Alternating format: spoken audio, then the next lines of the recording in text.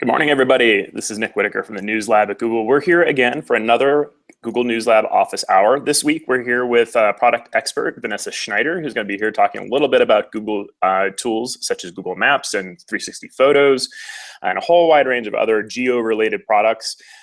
Before we get into that, though, I just wanted to again remind you, you can find out more information on our website at g.co/newslab, where you'll find information about our team, the work that we do, as well as tools, training, and lessons on a wide variety of various different Google tools, including Geo, Google Maps, Google Earth, and so on. So definitely check that out. Also, we have a whole series of these office hours every week on Thursday. You can find older versions of these office hours on subjects like Google Translate and immersive storytelling, Google consumer surveys, and so on our YouTube page at youtube.com/Google News Lab.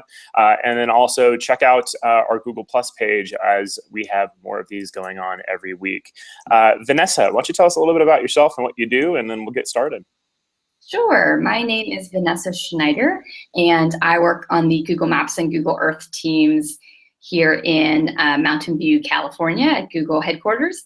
And my job is to, and has been for the past several years, is to work with journalists and media professionals who are using Google's many mapping products to tell really compelling, really visual stories. So I kind of act as an education and outreach lead for this very important group of users, and really just try to help brainstorm ideas and, again, act as that sort of internal support for the newsrooms that are doing great things with our geo products.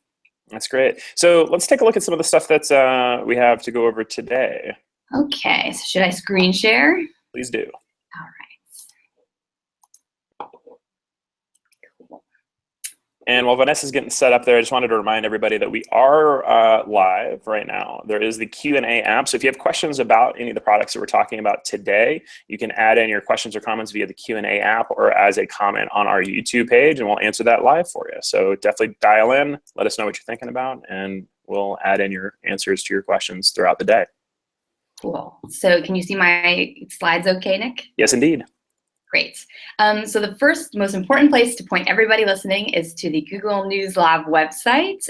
Before I dive into some maps related information, I do want to point out that on the News Lab website, at the top in the menu, there's a tools section. If you click on tools, that will drop you into a list of lots of different tutorials and education materials that you can use and check out in your own time, just to kind of review some of the products Google has available to you as a journalist. And mixed in there, and why I bring it up is because we also have maps related tutorials in there as well. So I always think that's a great first stop, where if you're trying to learn about what's available to you in the geo product space, go stop at the tools section here on the News Lab website.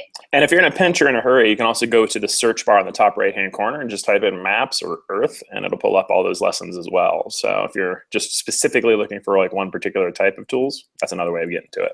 That's a great idea. Another site available to you is a Google site that I maintain. It's just a site that talks about all the many tools that are available to you in the Google Maps and Google Earth family of products. And it just kind of goes deeper into some of these. And I just think of it as a complement to the News Lab website. You'll find here examples of how newsrooms are using these tools. Again, just kind of different tips and tricks for different features of these products.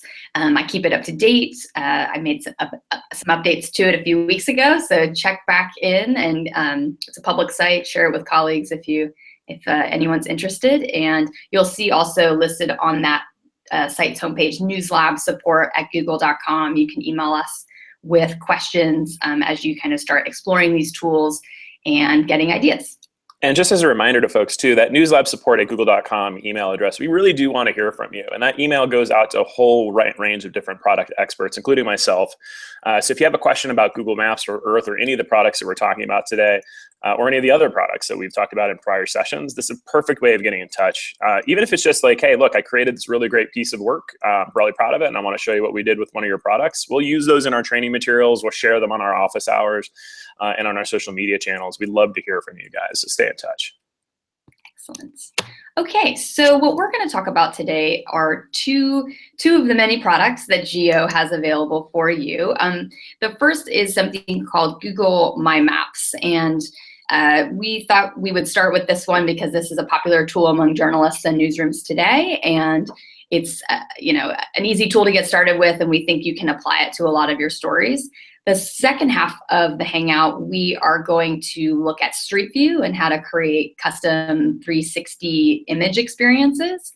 If you don't, I should flip back here. If you don't have time to spend with us this whole hour, a lot of this information is both on the News Lab website under Tools, as well as on the Google Maps website here that we just showed you.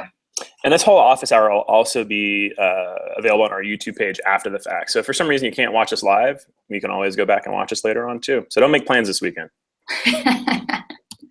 All right, so what is My Maps? So My Maps is a free tool that lets you easily build custom interactive maps for your websites.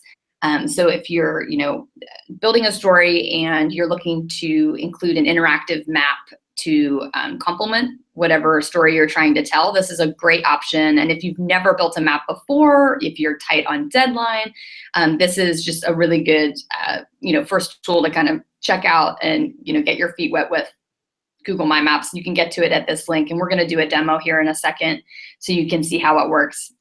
So the tool lets you kind of freehand draw onto the map these points and lines, but you can also take spreadsheets and turn your spreadsheets into a map, which we're going to demo for you in a second, because I think that's a nice workflow for many of you who are kind of working with data, and you might be working with that data in Google Spreadsheets or Microsoft Excel. I think this is kind of a nice workflow management for you that we'll demo for you in a second. So just to give you some examples of what this tool looks like and what finished maps look like. So this is one from Vice. They have a great series of city guides. And so for their city guides, they use My Maps to create their travel recommendations. And you can see here, this is the map embedded on the Vice website. It's a very simple map. It's just got place marks on it, but these place marks are also custom place marks. So you can create your own icon art and easily upload these to the map. And it's kind of a nice feature of that. And I know that you're all thinking about mobile and all of your readers coming to you through their phones and tablets. My Map scales really nicely across these different mobile platforms. This is kind of what it just looks like on an Android device. You'll see that when you click on one of the place marks, one of these side panels kind of slides open from the left, and you can collapse those really easily. And it's kind of just a nice mobile interface. Let's see. Another nice thing about these maps is that if you post a map to your website and a user finds it, there's a little star feature next to the map title. And when a user clicks on that, that saves the map to their Google account. And so that when they go into their Google Maps for mobile app, either on iOS or Android, they can actually pull up that map as a layer in their Google Maps for mobile app and just kind of navigate to some of the places you may have recommended. So it was perfect in the case of this Vice kind of travel guide. And I just have to say that particular example, and I think it was like the 36 hours lineup was another really good one. I mean, I've been using this constantly whenever I travel to different cities, just to figure out where the good restaurants are and places to visit. It's important. You need to know where to eat. Absolutely. If I learned anything from Vanessa, that was one thing. Can't waste a meal, Nick. Okay, so just some more examples. That was an example of just kind of highlighting some of the features of My Maps that I think are really key. But just to give you some more ideas, I'm sure you're already thinking about it, because My Maps can be used in such a variety of stories and in such a way. So this is more on the crisis response related end, but this is from La Nación in Argentina, and this is a map around some flooding and wildfires that happened there, I believe, last year. So here, what you'll see here is they outline the area affected. They have the icons on the map. When you clicked on one of those, items on the map, the side panel opens up, and what you'll see in that window is you can add images. You can actually add multiple images to create an image carousel. You can add YouTube videos. You can add hyperlinks, what you see there, kind of directing you to a related article. You can really build these maps out in kind of rich ways just to add more information for your readers. And as I mentioned, once you've created your map, we make it really easy for you to copy and paste this little snippet of code, and you can drop that into the HTML for your web page, and that will recreate this interactive map on your website. So these maps are meant to be interactive. We want you to consider having your readers interact with the data you're making available. So don't take a screenshot of these maps. That's not the most exciting use of them. Definitely consider embedding these, and it's absolutely free to do so. You don't need special permission to do this. We encourage the embedding and sharing of these maps. And you'll also notice that in the code, you can change the height and width of the map itself, depending on the column width you're working with on your site. And Vanessa, this is a question I get a lot from journalists when we're doing presentations. They're like, well, is this am I going to get charged for this? Is there any limitations to how to embed these, or things that I need to consider? We'll talk a little bit about that, I think, towards the end of the session today around permissions, but just wanted to key people into that. Is there a reference that people can go to check out? Yes. So for My Maps specifically, there are no limits. So you can use as many My Maps as you want, send as much traffic to them as you want. So there should be no worries on your side there. So feel free to use them. But if you're thinking about permissions generally, there's a great website, google.com/permissions. It's also translated into many different languages. That is kind of your one-stop shop to figure out what is allowed with our maps and how you can use them. Google.com/permissions. You can also just Google permissions, and hopefully the page comes up first. A couple more examples. This is Nick's favorite one. As you may have seen, there are tons of Pokemon maps out there with people just sharing locations for Pokemons. So this is just kind of a great one, and I also point this out because a great use of the custom icons. This map is crazy, and I love it. These are Pokemons around the Boston area, let's say that. So plenty to catch. So this is one I get a lot of questions around, how to kind of crowdsource maps, how to kind of tap into your readers' knowledge to build maps around what they know. And so this is an example by the BBC. They had a heat wave there a couple years ago. And they kind of just asked readers through social media, hashtag your photos and what you're seeing and what you think about the heat wave. And they collected up the best ones through the hashtag, and they mapped this themselves. Another nice thing that you could do to collect information is if you've ever used Google Forms, Forms, this is just an app in your Google Drive. This basically lets you create really simple kinds of question and answer sheets that you can embed onto your site, so little Q&A widgets. So you could ask readers questions in this Google form and then collect those responses in a Google spreadsheet. And I mentioned that you can take that spreadsheet and build a map from it. And I'll show you how to do that in a second, but that's kind of a nice workflow for, if you want to kind of ask your readers for information. And I knew one recently of just kind of like yard sales around the area. Obviously, that's a great use of a map and something that a local newspaper kind of wants to share just to give everyone the information for that's happening that weekend. So there's a lot of kinds of things that you can think about to do for that. Oh, yep, Mac. Time to update. Oh no, where did my thing go, Nick? This is just a good reminder to everybody to make sure to update their computers. Let me share again. Well, now I can't find my stupid presentation. What's the shortcut, Nick? Command tab, possibly, or Command tilde. Command tilde. Ugh. Nope. No. Well, that's interesting. There we go. There it is. Awesome. So I also mentioned that you can take these maps and embed them on your site. If you find My Maps out there, and there are millions of them, if you find one that's useful to your stories, you can also take those maps and embed those maps not created by you onto your site. So you can see here that CAL FIRE, which is an emergency organization here in California, had created this wildfires map with real-time fire information. So if I was a reporter and I found this great resource that I wanted to include in my fire coverage, I could go to the menu on the map and click embed, and I could take that embed code and plug this into my site. It doesn't allow me to edit that map, but it allows me to display that in an interactive version for my readers, which I think is a great idea.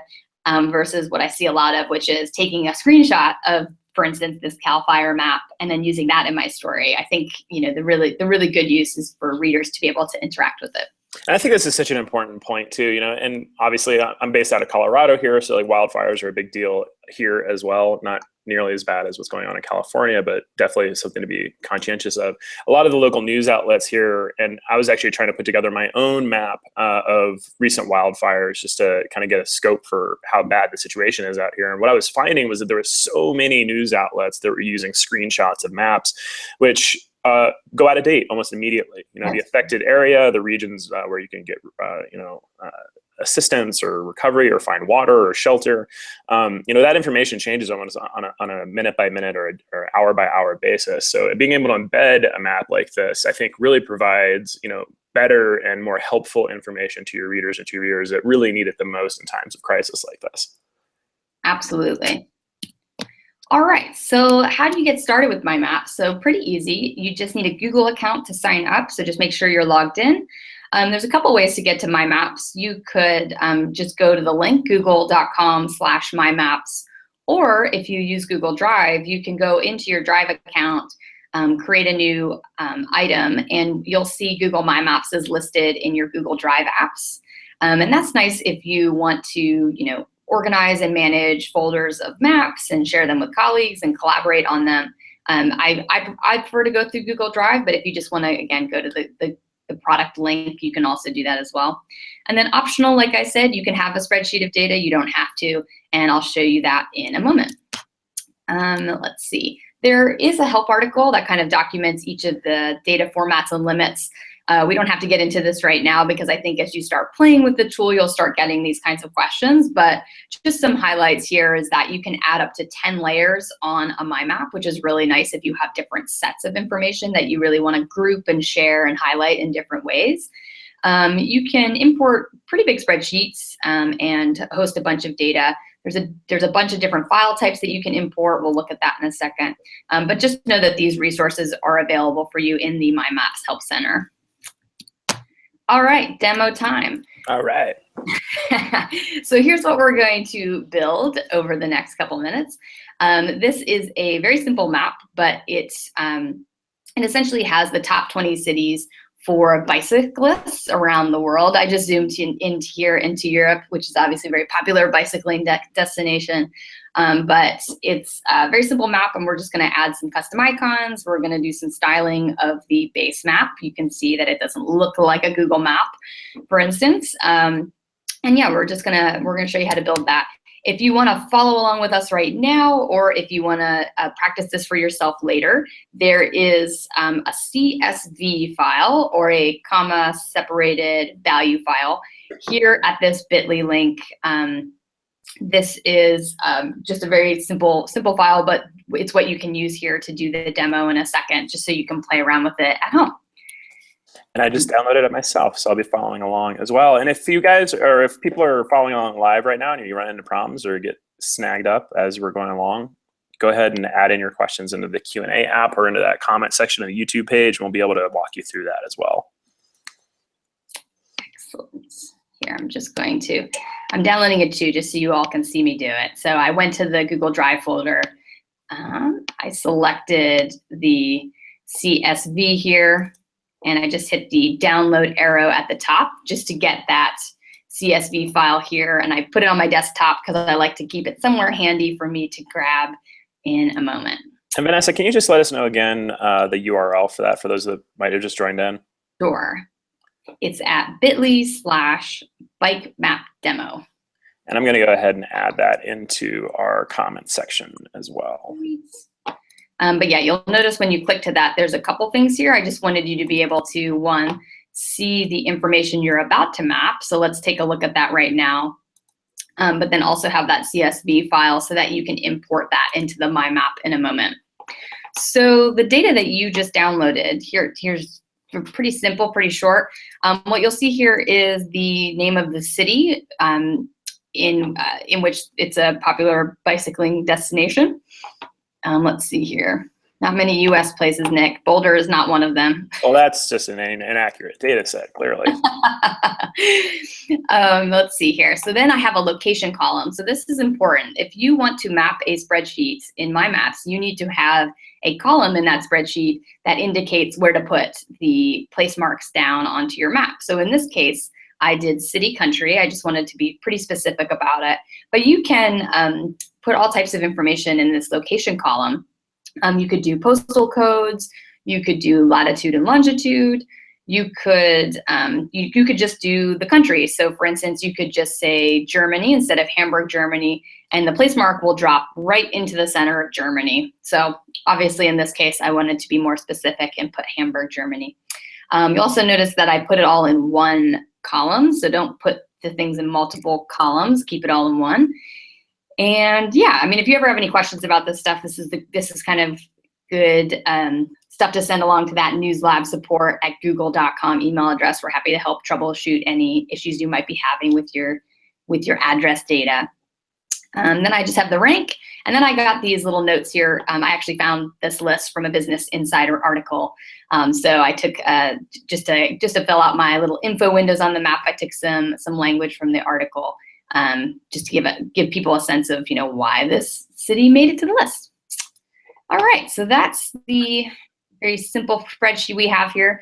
So now let's go to My Maps. So like I said, you can go to Google Drive over here, go to New, and go to More, and you can hit Google My Maps here, or you can just go to google.com/mymaps, and you should hit this page here. And what I'm going to do here is just hit create a new map.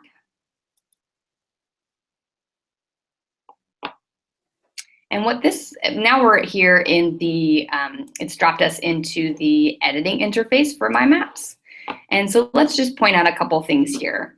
One, you'll see a giant search bar. So this is great if you wanted to, let's see, find a location very quickly. So here I'm just gonna type in Googleplex in Mountain View, California, and that drops a pin right onto the map. And if that's some place you want to save to your map, you can just click this Add to Map button in the window, and then that will now have it live over here in the menu on the left. Another thing you can do, let's see. Another thing you can do is you can just add a marker manually to the map. So here you'll see it's a place mark icon. You just select that, and then you can just say, just drop it here into this building, and you can just say, my building. And for those of you that are just joining, I see a couple other people have joined in live. I've just added the link to this demo on the description of this actual event. So if you go to the YouTube, the Google Plus page, you should be able to find it. It's bit.ly/bikemapdemo. And then you'll see here that I added a title and a description manually, but you'll also notice that there's a little camera icon. This is where you can add an image or a video to your info windows. So here it says you can drop in a URL to your image, so it needs to be hosted on the web somewhere before you can plug it into your map. You could do a Google image search, or you can search YouTube, or if you have a particular YouTube video that you want to use, you can just plug the link in here and it should pull it up. Okay, hit save. A couple other things. I'm going to reload here because I'm getting this funny error message. Now, that's actually a good point. So as we're kind of digging into this particular project, if I hit refresh, do I lose all the work that I just did, or do I have to start over? I did just lose the work. So I lost the little, that's what it was telling me to do. It's telling me to reload the page before I did anything else. I didn't lose it. So I did lose the little place mark here. But normally what it does is it's saving, you can see here, all changes saved in Drive. It's saving it on the fly as you're adding new information to the map. See, so we can also draw a line. So you can add a line or shape. So what you can do is you can just draw on the map a line, Or you can do something like this. Maybe you wanted to do a building outline, or you wanted to do a neighborhood outline. You could, just draw something like this and hit save. And then what you'll also notice is when you hit save, it gives you the measurements for that particular polygon that you drew. So that's kind of nice that there are some measurement tools in here if you wanted to find distances accurately. And Vanessa, with those measurements that we just listed there, is that like square miles, or is that linear miles, like the actual perimeter or the interior space of that polygon? Let's see. I think it's about the perimeter. Yeah, I think so, just because of the size of the number there, most likely. It does have the shaded area though. Yeah, I think it's probably what's filled in and then what the perimeter is. Oh, that's great. Yeah. So you could really easily use this for things like space planning. You could use this for like mapping a run if you wanted to, or if like there's like a particular area that, like, I actually just hosted an outdoor event recently here in Boulder. We actually used Google My Maps as a way for artists to know where to place their art projects, where volunteers knew to go to get first aid or the information booth. And we were able to share that publicly and put that on the website so people could very easily access that. And those measurement tools actually came in really handy because we knew, for example, like for a certain square footage, we had to have so many trash cans available. So we were able to really easily map that out without having to physically go there and measure it out.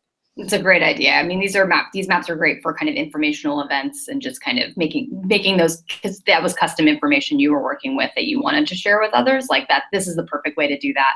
And you don't have to have ever made a map before to use this tool. So it's nice to share. I'm sure you're working with a bunch of people around this event. So being able to kind of share it with other folks to be able to manage this together. That's great. So this is also, you can do the, you can also measure distances just using this tool up here. It's just when you draw a line or this polygon here, we also just happen to give you the measurement information there as well. You can also add directions if you'd like, and those will just appear over here on the left, points A to point B. But I'm not going to do that right this second. So you can also delete layers. So over here on the right, you can see there's a little menu icon. We can just hit delete this layer. Hit delete. All right. A couple of other things over here. It says untitled map. I encourage you to add a title. Best cycling cities, if I can spell cycling. And I think this is a great public service announcement as well. Like when you guys are creating maps, make sure to name your map. You know, there's nothing worse than coming in and finding a map that says like untitled map or untitled map 1 or awesome map. You know, that's not particularly helpful for search and discovery or actually for giving people context for what the map is actually for. Absolutely, because people are going to find these maps either via the webpage that you embedded on or via other channels. So it's really important to have that context on the map at all times, just to help any reader that's coming to your map from different directions. Let's see. So here I mentioned you can add multiple layers. So you can see here this is one layer, but you can also just click Add Layer, and that will allow you to create another one. If you notice here, there's 2 layers, and one's highlighted in blue, another one was highlighted in gray. Just make sure that anytime you're editing a specific layer, that layer is highlighted so that the tool knows you're working within that layer. You can also add different layer names. My work, hit save. Just to, again, it's just all about kind of cleaning up and polishing your map here. So now that I showed you kind of how to manually draw on the map, and I think that's totally fine to do, what we're going to do now is import that CSV that you had just downloaded just to get that bike information into the map. So here in our second layer we just created, you'll see there's an import option. So let's go ahead and click on that, and up drops this this dialog menu, and you can see here that you can upload files from your computer. So here we downloaded a CSV file. That's what we're going to import. You can import an Excel file. You can also import a KML file, which stands for Keyhole Markup Language. That is the file format that Google Maps and Google Earth read. So if you're working with boundary data, and by boundary data, I mean the lines the geometries that outline different areas of the map. Like cities or countries or counties, if you have that information, you can import that and that will be drawn onto the map. You can also import GPX files. So Nick mentioned a bicycle route earlier.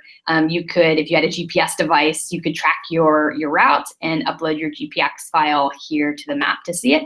You can also go and pull files directly from your Google Drive if you have them in there. But let's go ahead and import this CSV. And while Vanessa's importing that, also just for those of you who are like working with various different types of data or looking for different data sets, like boundary data is one of those things that I get questions a lot from journalists. Like, where do I find boundary data for XYZ city or country or town or what have you? We're actually going to do a whole other session, a whole other office hour coming up in the next few weeks on advanced search to tell you a little bit about like techniques and tips and tricks that you can use to be able to locate those types of data sets. So definitely stay tuned on that. And if you guys have any tips or tricks for where you find your best data sets, definitely let us know and let the rest of the audience know in the comments. Great. So here is the first question. So when you're importing a data set, the first question is which column is your location information so that My Maps knows where to place the place marks. So here I had showed you earlier, we want the location column with the city and the country. So I'm going to select that, hit continue. The next is asking you the title of your markers. So when the user clicks on the place mark on the map and the info window pops up, what's the most prominent piece of information in that info window? And we want the name of the city to appear at the top in bold. You'll see here in a second. I'm going to hit finish. And now what Google My Maps is doing is taking that column of locations and then placing them on the map or geocoding those locations onto the map. So here it looks pretty good. They seem to be in the right place.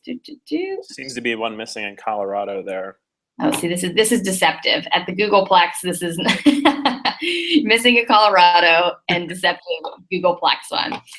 See, I just made my own. I made my own ranking here. Hey, you can just scoot that one right over there to Colorado. It's fine. So here you can see all the cities, and then if I click on one of these, you'll see that Rio, again, is the place mark title, and that shows up most prominently. The spreadsheet is listed left to right column, so that's how we just kind of build that. I will also mention that there, if for instance, I clicked on this place mark, there is a little edit icon, so you could go in here and do some simple light editing, maybe if you find a typo, but there's no way to fix up the look and style of these info windows, so we don't give you an option to play with the HTML in them. Again, this tool is meant to build really simple maps and help you to build them quickly. We didn't want you kind of messing around in the code or needing to, so we don't really give you that option here for the info windows. That's an interesting note too, and actually before you click off that, I had another question that I'll get to in a second, but if people are interested in changing the style of the bubbles or windows or things like that, are there other tools that Google has that allows them to do that? We have other mapping tools that allow you to do that. You have to dip into some code to do that and use some of our Google Maps APIs and developer tools so that you can really kind of customize everything about the map. But that requires knowing a bit of HTML and some programming.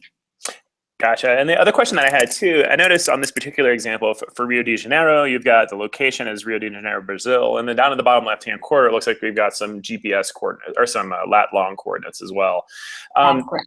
Is that location data being pulled from the lat long data, or was that a line in the spreadsheet? And that is so you're pointing out this little this down here. That is just from the Google Maps database. So we're actually displaying that based on our own data and our information. That is not a line in the spreadsheet. So you could, in theory, take the place mark here, drop it onto the map, hit save, and then you'll see that we give you the latitude and longitude for that particular spot on the map. That's great. So you don't necessarily need lat long data in order to be able to properly place pins on the map. You can do it with location names as well. Exactly. Yeah, as I was mentioning with the spreadsheet here, I mentioned that there's different location kind of types that you can use. So it could be a latitude, longitude, city, postal codes, street addresses. There's lots of different things. What I kind of do as my test is if you go to maps.google.com and you type something into that search box, for instance, my home zip code, we're going to drop the pin right in the middle of that. So if we can properly locate it on our Google Maps, that's the kind of database that we're using to match against the information you're giving us in Google My Maps. This might also be a good opportunity just to highlight the fact that in Google Maps now we're showing neighborhoods as well. Yes, that's one of the, I do particularly like that feature in Google Maps.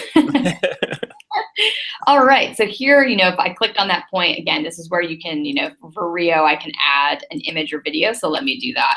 I'm just gonna do a Google image search for Rio bicycle.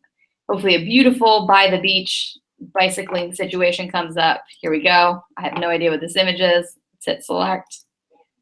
She's having a great time though. They're just riding beautiful beaches. Let's see, let's hit save. And so now, I just want to quickly bounce out before I change something else, but here, if in the URL it says edit, if we go to view, this is a trick. So we were in the edit view. Now we're going to what a user would see if you publish this onto your website.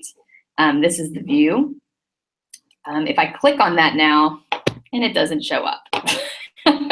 Okay, what should show up here is that image that I just showed you. Let me just refresh it. Doot. Nope. Well, okay. So this is just demo, the demo not being with me here, but up here is where that image of that bicyclist that I had just added would appear kind of really large right above the Rio de Janeiro title. And I can vouch for Vanessa, that actually will happen. It will happen, I know. It's just because this has happened. It's just because we're doing this live, Nick. Of course.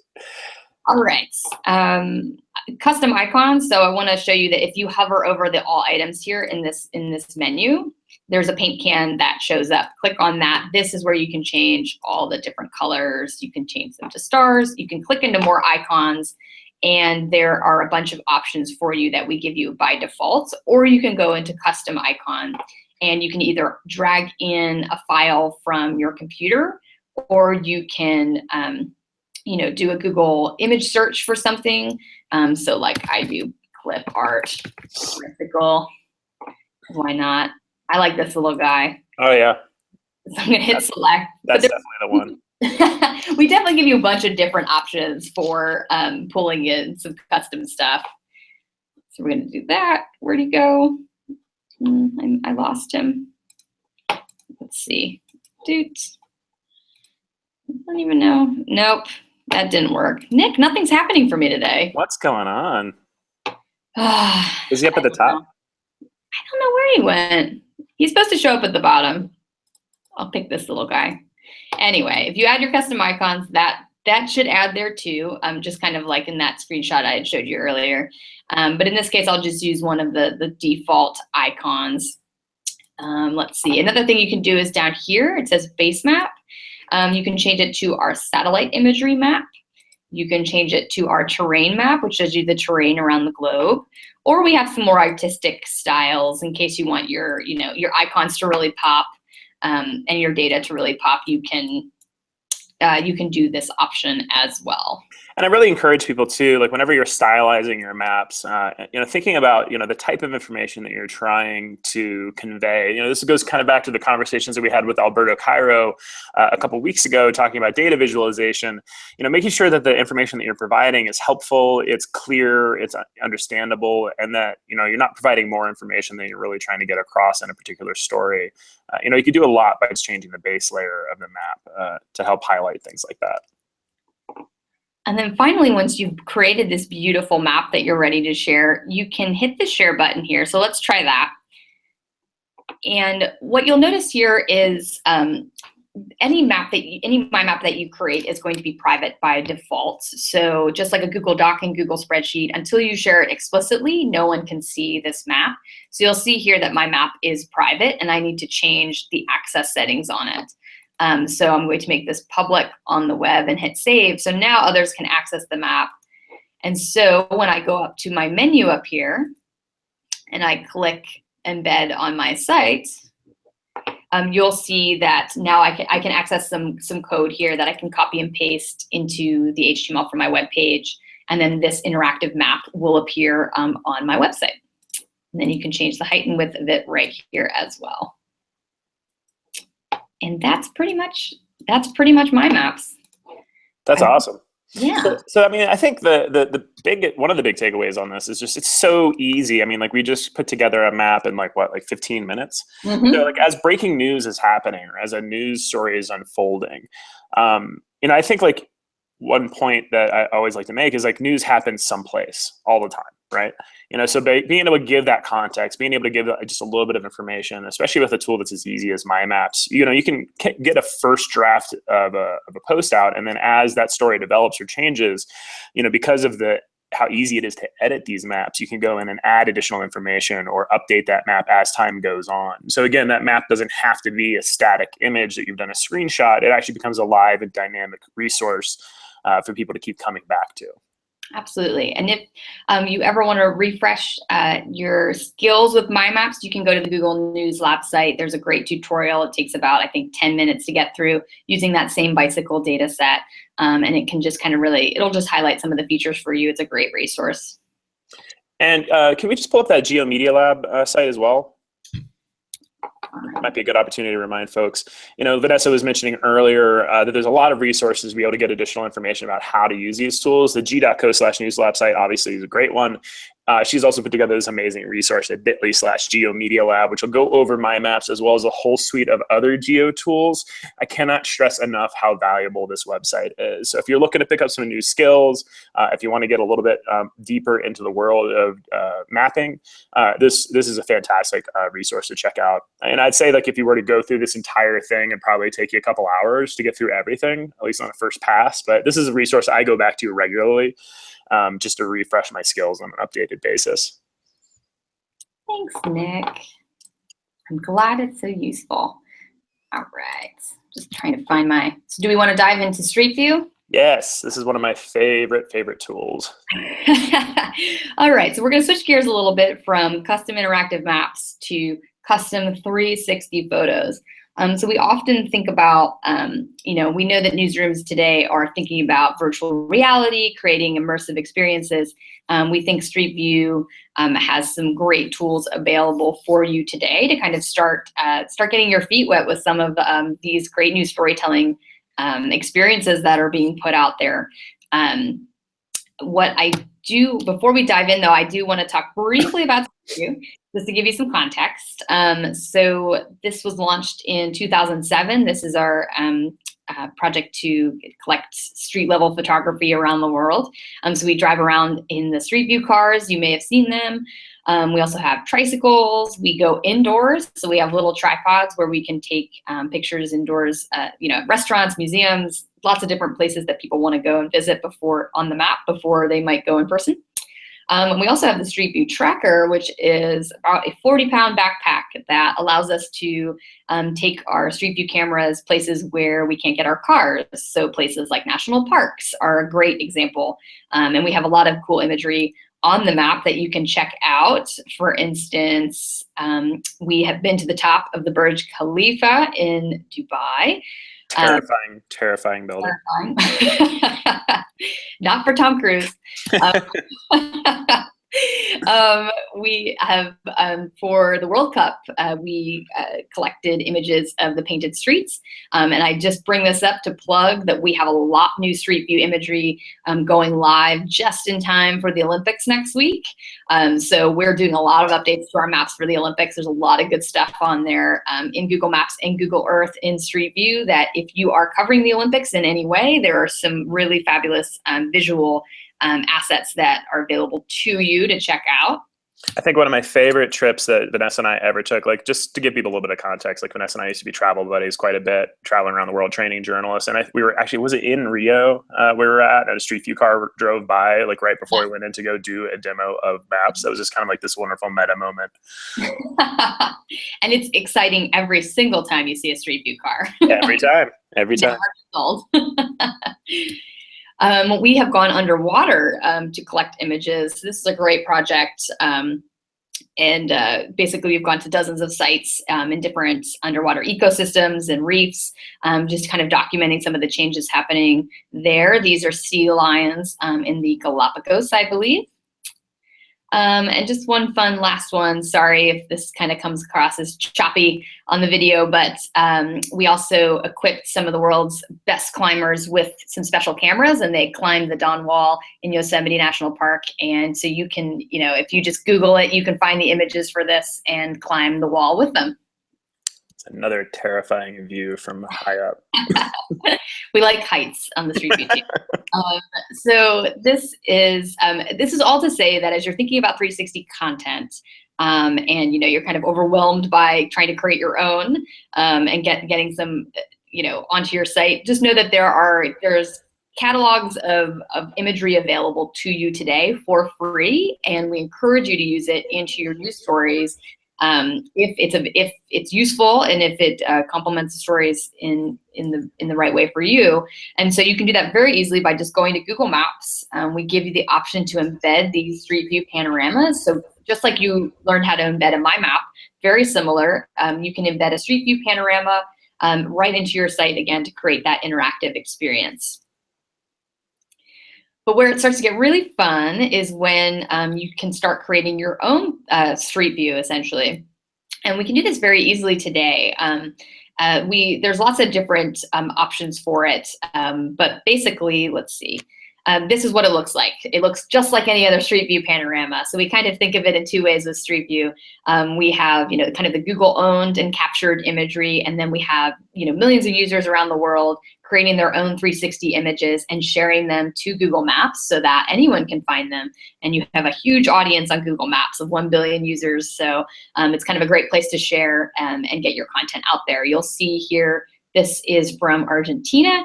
This is an image taken by Raul. You'll see his name up on the top left. So these images are very much owned by the user who creates them and shares them to Google Maps. So they can, delete them at any time, but it's their name from their Google account is prominently placed on the image to show that ownership. And we also give you the month and the year it was captured and shared to Google Maps. So how do you collect these images? So there's a couple ways. So the easiest way, there is a Street View app for Android and iOS. Download it if you haven't checked it out. There is an in-app feature to capture images. You can, that's a kind of a simple way to kind of get started and just kind of play around with creating 360 images. And again, available for both Android or iOS. But, and as Nick would probably agree, we would certainly encourage you to check out some of the 360 cameras that are coming onto the market now. They're getting cheaper and cheaper, which is exciting. The one that we really kind of recommend newsrooms start to experiment with, and indeed many have already started doing this, is the Ricoh Theta S on the left in this line of images. It's just kind of a one-click button. You can hold it up in the air and click the button, and it creates the 360 image. It's got 2 lenses on it, so it's pretty good quality. Nick, do you have any thoughts on that, the Ricoh Theta? Yeah, I think that Ricoh Theta S particularly is just such a great entry-level camera. I think, one of the big questions that I get a lot of times from people is like, well, which camera should I buy? How do I get started? Do I need to drop $3,000 to get started with 360 imagery? Honestly, the cameras that I like the most are the cameras that I can keep with me. I can put in my pocket, I can have it with me anytime I go anywhere, and I'll use it on a regular basis. I think the Ricoh Theta S does a great job of kind of checking all those boxes. It's not the highest quality imagery that you can buy, but for day-to-day use, for the majority of images that you're going to probably be shooting, it definitely gets the job done. So highly recommended. And that price point is about $350 US. And then you'll see the next step up, the NC Tech. It has 4 lenses, so it costs a little bit more. It's at $2,000, but the Ricoh is kind of the one to really focus on it. But if you do have a DSLR camera, that's really going to give you the highest quality image probably. But it's a little more manual to take those DSLR images and create the 360 spherical photo out of that. So I think for workflow purposes, the Ricoh Theta S is kind of a great place to look into. So once you've captured your beautiful images, how do you publish your 360 photos? So the best place to kind of, the easiest, fastest way to do this is to collect the image, share it to Google Maps via the Street View app that I just mentioned before. Really easy to kind of connect your Ricoh Theta to the app and kind of just shoot that that image live to Google Maps when you're ready. And then I'm gonna jump out of here just to pull up.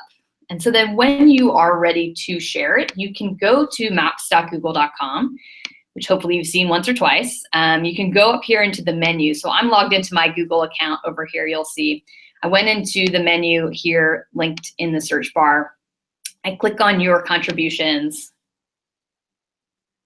which is just gonna open up my profile of a bunch of different stuff. So things like reviews I've shared to the map. Then you'll see this photos, you'll see the photos tab. And whoops, I've shared a lot of photos now that I'm looking at the map. That's cool. So actually, just a quick thing to point out here too, Vanessa. Like on the top left-hand corner of your profile, you've got 285,988 views on the photos that you've taken. Completely nuts. I think like this is just something I think is like widely overlooked is that, the imagery that's being put on to Google Maps, by users around the world. Like I've taken, we've both taken photos everywhere we've traveled. A lot of the photos I've taken are 360 images. I take them, I upload them, I forget about them, and then I go back later and it's like, oh, tens of thousands of people have viewed this image to find out more information about this particular location. That's a huge service that's being provided to users and to give them more context about the world around them. So, as a broadcaster or as a news outlet, you're interested to get more eyeballs on the content that you're publishing. I think this is a really, really fantastic way of doing that. And again, like that attribution, it's attributed to you. So it's very easy to track back to where that source is coming from. You'll notice that a lot of my photo spheres are actually taken at trainings we've done. So I'm just going to go into, so this is all in the how do I publish and share my 360 photos. So here I'm in my photos profile and I'm just, this is the one I want to share. And if I click on it, it's going to drop me into Street View, just like you've seen before. And then this is actually our, we have a wonderful group of News Lab trainers. Is that Berlin? That's in Berlin. So this is at the Google Berlin office. We have wonderful trainers in the area there who go out to newsrooms and share these kinds of tools we're talking about today. Awesome group of folks. Anyway, so this is just one 360 image I took in the room. Or maybe Isa took it, actually. Yep, there she is. There she is. Hi, Isa. So she's just testing the Ricoh Theta S that we had in the room. Anyway, so what, say I wanted to share this, embed this on my site, just let people know what we were up to on the trainer network. You can go up to this menu icon in the top left. There's a share or embed image option.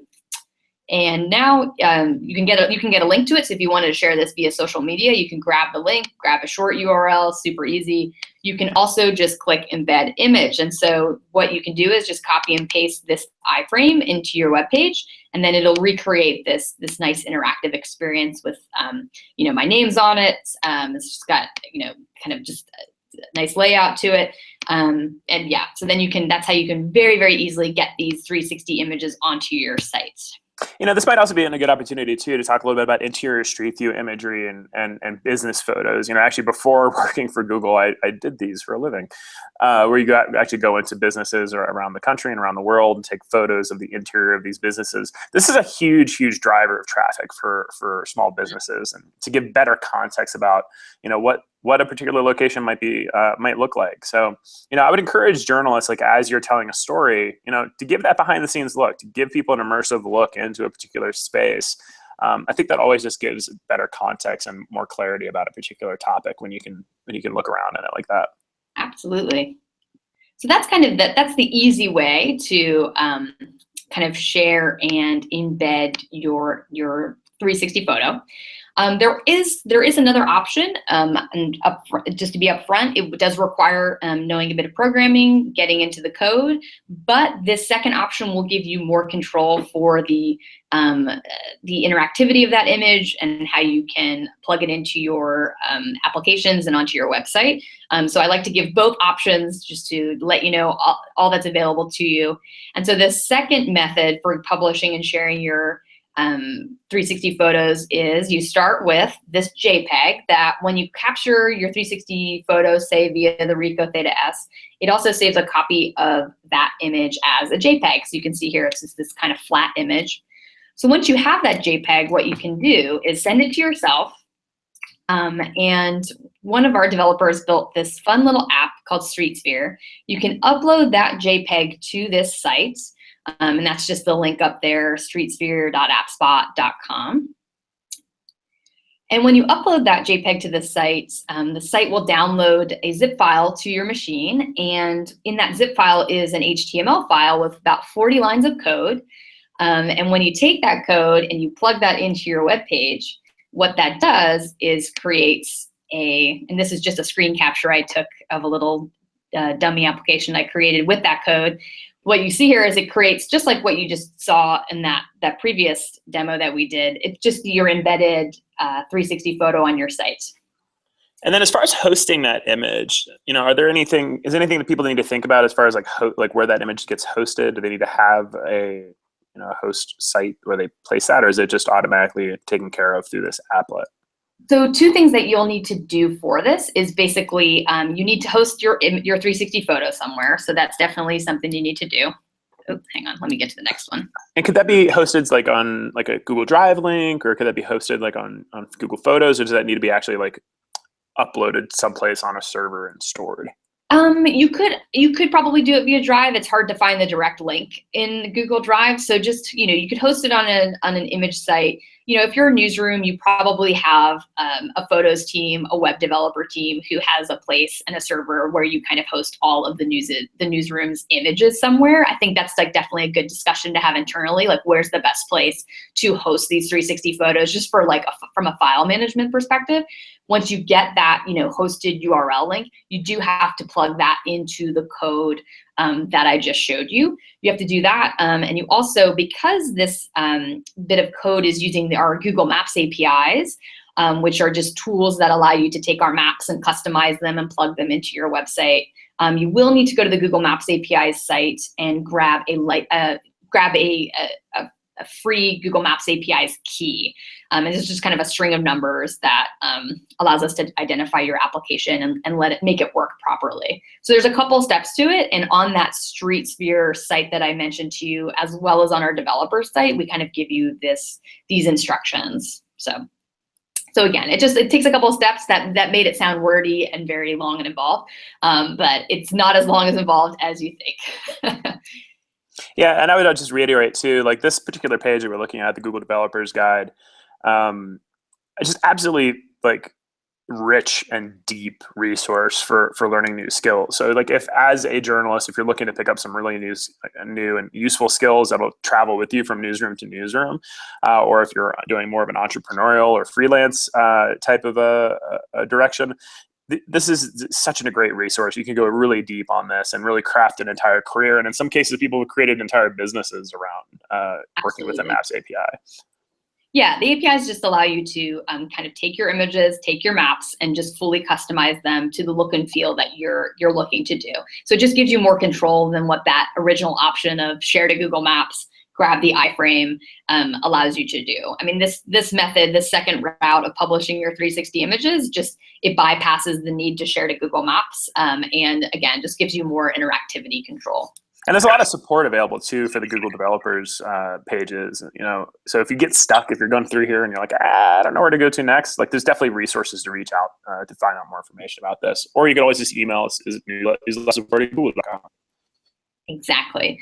And just to give you a couple examples of published 360 photos. So this is CBC. So they use that kind of first method of sharing the maps and grabbing the code and plugging into their website.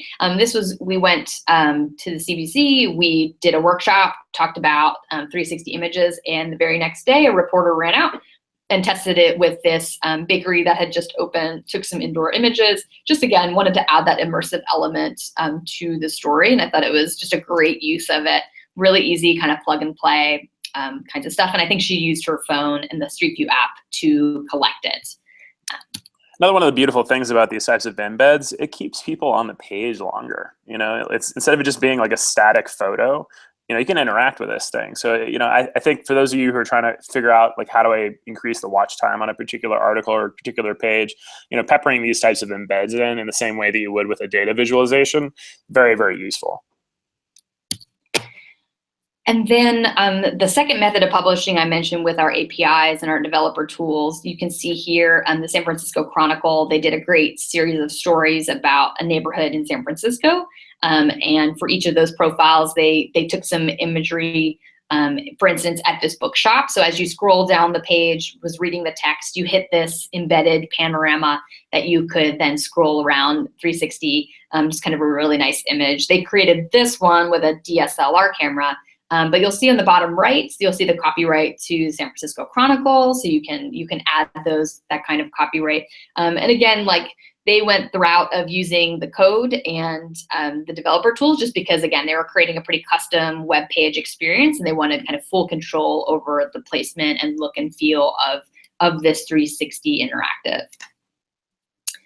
And finally, on the high end, this is not something you can create in 5 minutes, but just to give you the full range of what's possible, this is a really powerful interactive from the New York Times after the Nepal earthquake.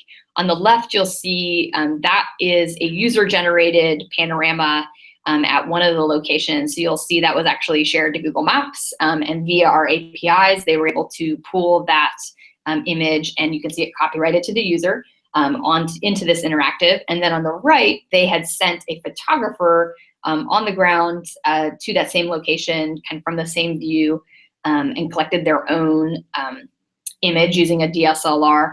And then they stitched the two together using Google Maps APIs, and they were able to kind of create this really custom, unique interactive experience using a lot of different elements of Street View and some of these tools we've been sharing.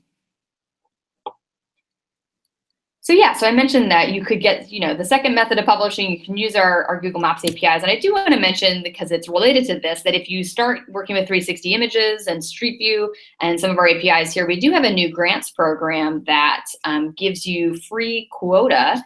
If you're a newsroom and you qualify, and you just need to fill out this application form up to some of the quota limits you get. When you're using these APIs, and this could be, it doesn't just have to be for a 360 photos project. It could be any kind of interactive maps that you're using for your websites. Just get in touch with us at that bit.ly link at the top. Send us your information, and we will be in touch. Fantastic. All right, so that's all from me. I know we went over a couple minutes, but. It's fantastic. Vanessa, this has been so helpful. And for those of you who are dialing in or watching this on demand afterwards, again, feel free to reach out to us, newslabsupport@google.com. We mentioned earlier there's lessons on the g.co/newslab site, and we're adding more lessons to that site on an ongoing basis. So definitely check back there regularly and let your friends know if they're interested in learning more about Google tools. That's a great resource. We were talking about that practice mapping link that Vanessa put so much time into putting together, bit.ly/GeoMediaLab. Very deep resource there. And then the mailing list that we were talking about earlier, g.co/Google Media Alerts. If you're interested in getting most up-to-date imagery on a breaking news basis, definitely sign up for that. And Vanessa, the mailing list, we are about to send around some information about updated Olympics maps and B-roll and assets that you can use for your Olympics coverage. So sign up today, and you should see that note coming through over the next several days. Very cool. And for those of you who might be dialing in with us in the next couple of weeks, keep in mind you can find out more information about our ongoing series of office hours on our YouTube page, youtube.com/Google News Lab. Vanessa, thank you so much for waking up earlier this morning and joining us for a walkthrough of mapping tools. It's always such a pleasure to see you. I miss traveling around the world with you. I hope to see you again in person soon. It's nothing. I'm happy to be here. Send us questions anytime. We're here to support you and help you in the maps that you're building. Awesome. Thanks again, everybody. Thank you, Vanessa. Bye. Bye-bye.